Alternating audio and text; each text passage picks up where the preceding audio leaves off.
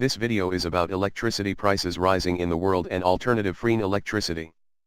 Why are electricity prices rising in the world? Electricity and gas prices have been steadily increasing in recent years, and all indications are that prices will continue to rise in the foreseeable future.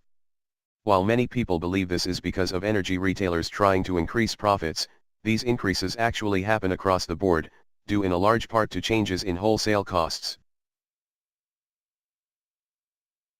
Electricity prices across countries around the world vary due to factors like infrastructure maintenance, government energy and climate change policies, local energy resources and diversity in generation assets. As reported in the Energy in Australia 2015 report, Figure 1 shows electricity prices in 2014 from leading economies worldwide. As can be seen, Australia's power prices, at equivalent purchasing power exchange rates, were lower than the OECD average of 23.03 US cents per kilowatt-hour, C/kilowatt-hour. At 20.47 USC/kilowatt-hour Australian 2014 electricity prices are also low by overall international standards. Consumers have been warned to brace for a new round of energy price rises within weeks because suppliers are under pressure to pass on increases in wholesale costs. Worldwide growth of photovoltaics has been an exponential curve between 1990 to 2017.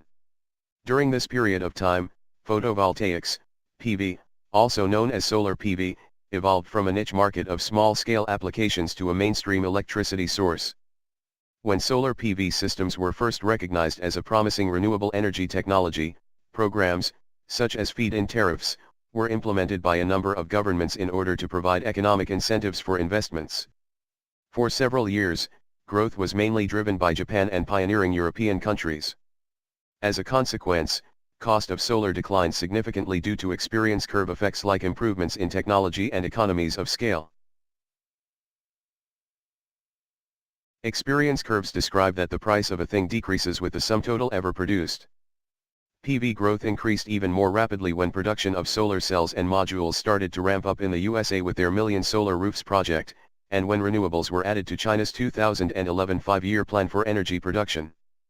Since then, deployment of photovoltaics has gained momentum on a worldwide scale, particularly in Asia but also in North America and other regions, where solar PV by 2015-17 was increasingly competing with conventional energy sources as grid parity has already been reached in about 30 countries. Let's going solar.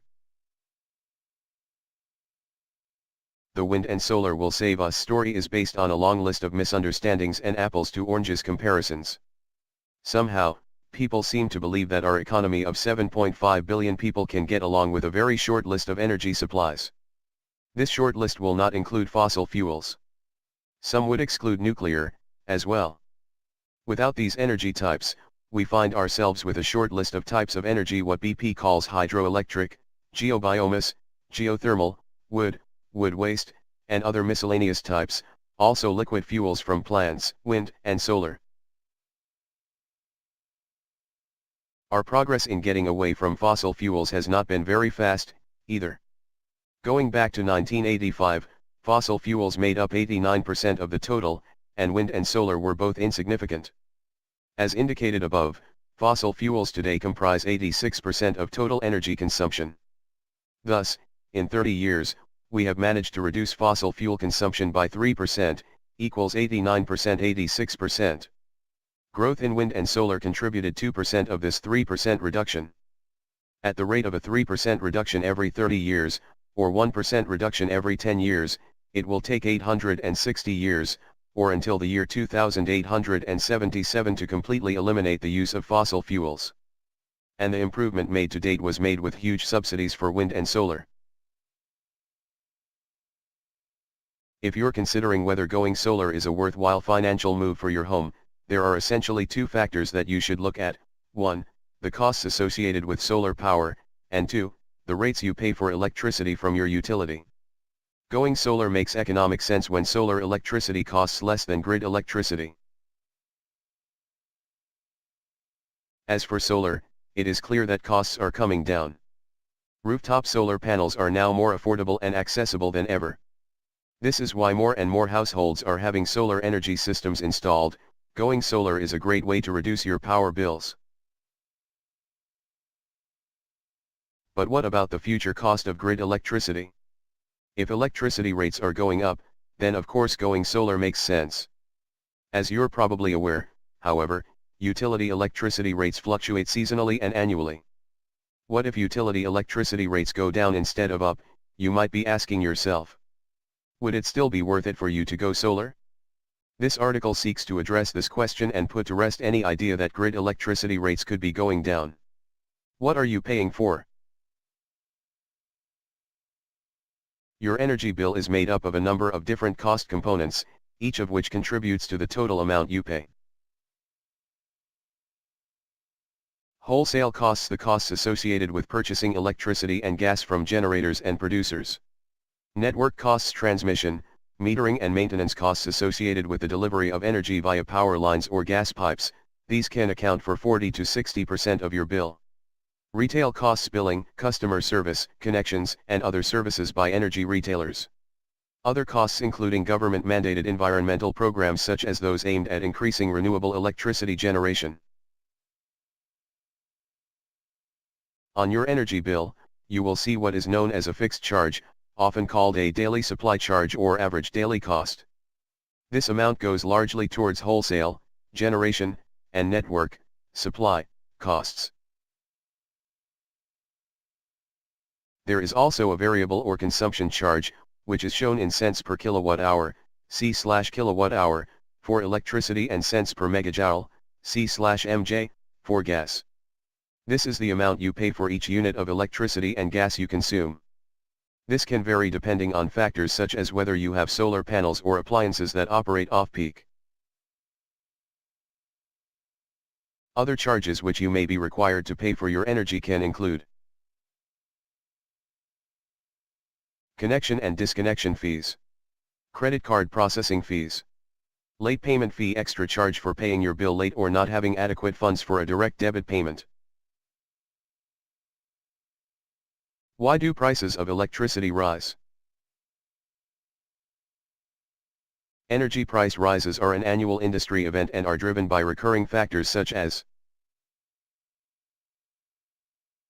the need to match supply and demand. Supply and demand must be continuously matched in wholesale markets, and when this does not occur, more expensive electricity must be generated to meet demand, due to the fact that it cannot be economically stored, apart from hydroelectricity.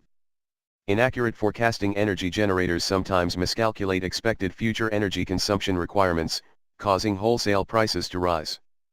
Load profile: when peaks in demand occur, energy generators must increase their potential generation capacity in those areas, which increases both wholesale and network prices.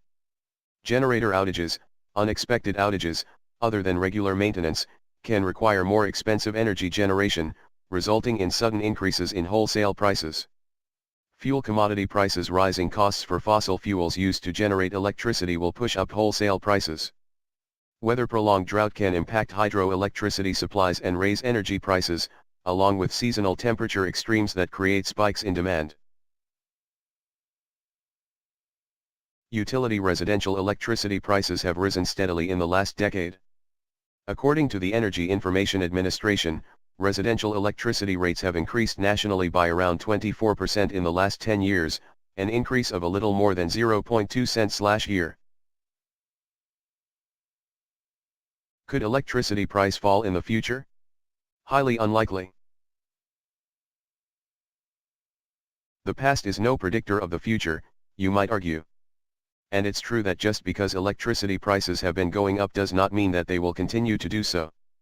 However, there are a number of very good reasons why it is unlikely that residential electricity rates will fall in the future. Natural gas prices have fallen in recent years thanks to the fracking boom, bolstering the prominence of natural gas in the American electricity generation mix. While gas-generated electricity is cheap now, many expect the price to rise once export terminals for liquefied natural gas, LNG, are completed and America's natural gas supply is exposed to international markets. Europe and Japan, for example, currently pay significantly more for natural gas than the US. Extreme temperatures can drive up the demand for electricity, as more energy is needed for heating and cooling, among other operations. As global climate change progresses and extreme weather becomes more widespread, this higher demand will likely drive electricity prices higher. The Energy Information Agency also predicts that electricity price is going to increase, both in the short term, 2015 to 2016, as well as the long term, out to 2040. What can you do? Rising wholesale electricity prices doesn't necessarily mean it will cost you more to keep the lights on. Confused? Alternatively, solar panels and storage units are now more affordable than ever and can potentially help you slash your power bill. It's being hailed as the future of energy, so why not get on board now? You can compare solar providers here. There are many reasons why the solar energy industry has been in the news so often lately. Within the last decade, costs have taken a nosedive, while volume and usage have steadily climbed. Within the next 30 years, the International Energy Agency predicts that solar energy could count for up to 16% of the globe's entire energy. As it stands, it generates 1%. However, analysts have been critical of this optimistic growth potential, citing that it would only be possible if governments change their policies concerning solar energy. What does all of this mean if you are thinking about going solar? There are some important implications in all of this if you are thinking about going solar. Utility electricity rates go up and down throughout the year, but have a long-term tendency to rise. These fluctuations, which are the result of fuel costs and a number of other factors, are completely outside of your control. Going solar gives you some control over how much you pay for electricity by protecting you against rising electricity prices. Having a solar energy system on your roof is one effective way to reduce your power bills because the electricity generated by your solar panels is not subject to the same variations that utility electricity is. Therefore, if you go solar, your electricity costs will always be more predictable than if you stick with grid electricity. In the long term, they will almost certainly be lower with solar than with grid electricity. What should you expect from your electricity bills after you've gone solar? The answer depends on how you finance your system. For example, if you purchase your solar system, either with cash or a solar loan, your electricity bill will be greatly reduced or completely eliminated soon after the system is connected to the grid. This monthly savings will eventually pay off the original cost of the system. The typical payback period for a solar system in the US is in the range of 5 to 12 years.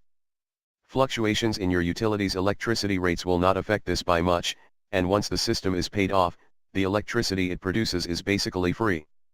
You will have no or only very small electricity bills for the remainder of your solar system's life, 25 to 30 years total. If you choose to install your system through a solar lease or power purchase agreement, PPA, you will most likely start saving money immediately. However, when you sign up with these programs, the amount you pay for solar will be fixed for the duration of your contract, usually 20 years. You will either lock in your solar payments a flat rate, e.g. 10 cents/kWh, or a set price per month, for the entire duration of the contract, or your solar rate will be subject to an escalator, which causes the rate you pay for solar to increase by a set percentage, e.g. 2.5%, every year. This means that if your electric utilities rates go down instead of up, you may temporarily find yourself paying more for solar than you would have if you had stuck with purchasing your power from your utility. This is particularly likely if the rate the solar company promises you is only slightly lower than your current utility rate. The widespread psyche towards solar power was the result of subsidies. Many believed the industry could not survive without government help. However, this point of view is quickly becoming antiquated. In geographical locations where the sun is strongest, solar power actually beats fossil fuel electricity in terms of price, even without subsidies. Even in countries where the solar energy industry needs subsidies to operate, such as the United States, costs are getting cheaper. This has sparked American utility companies to enter into 20-year agreements to purchase solar power at prices roughly 5 cents per kilowatt-hour, in some instances even lower. These price points are in some cases low enough to compete with electricity generated from natural gas, an American staple. If gas prices rise in the future, which is not an unlikely scenario, solar will be that much more competitive. There are several reasons why the old arguments against solar power are brittle. It used to be that solar power was too inefficient given its price point. However, recent technological advances have made solar cells much more productive in converting sunlight into power. Moreover, as the manufacturing scale of the industry as a whole has increased, the cost of producing the individual components has fallen. Lastly, more and more locations are taxing energy production that also produces greenhouse gas. Solar does not have to deal with this added cost. These factors alone, however, are not enough to grow the industry to where it needs to be. Expanding solar to account for 1% of global energy required much investment and technological advancement, neither of which come in unlimited quantities. Given what has been required to reach 1%, making solar big enough to make a true environmental difference would cost astronomical figures. There are essentially three things that need to be done. 1. Increase the amount of solar panels installed. 2.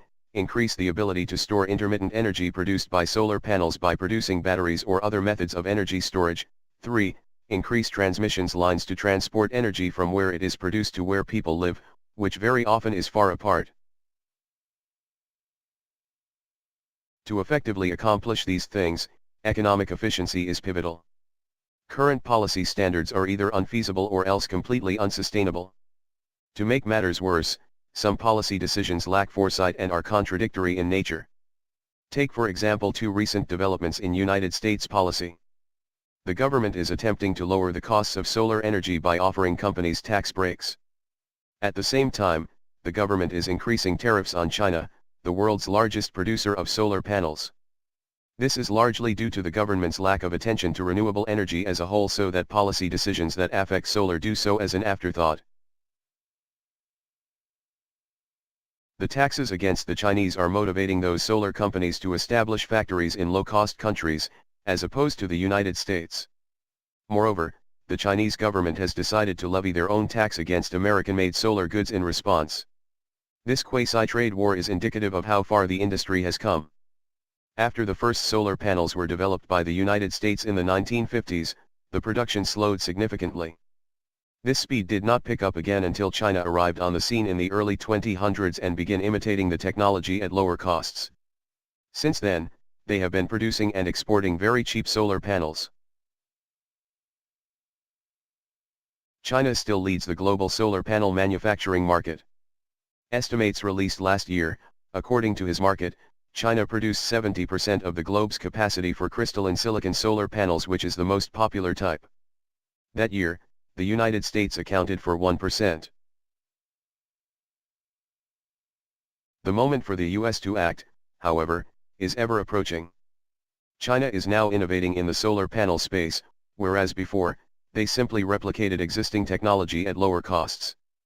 Their advancements are creating more efficient ways to transition energy from the sun into electricity, and they are attempting to expand their breadth across the world. Please visit informational solar website or internet store of the PWM company. The PWM info website for investors, http://solar.pwm.company. The PWM e-store and products lines of the company, http://pwm.company. The PWM contact email, guru.pwm@gmail.com. Please subscribe to the channel of the Solar PWM company, like and share this video. Thank you for watching.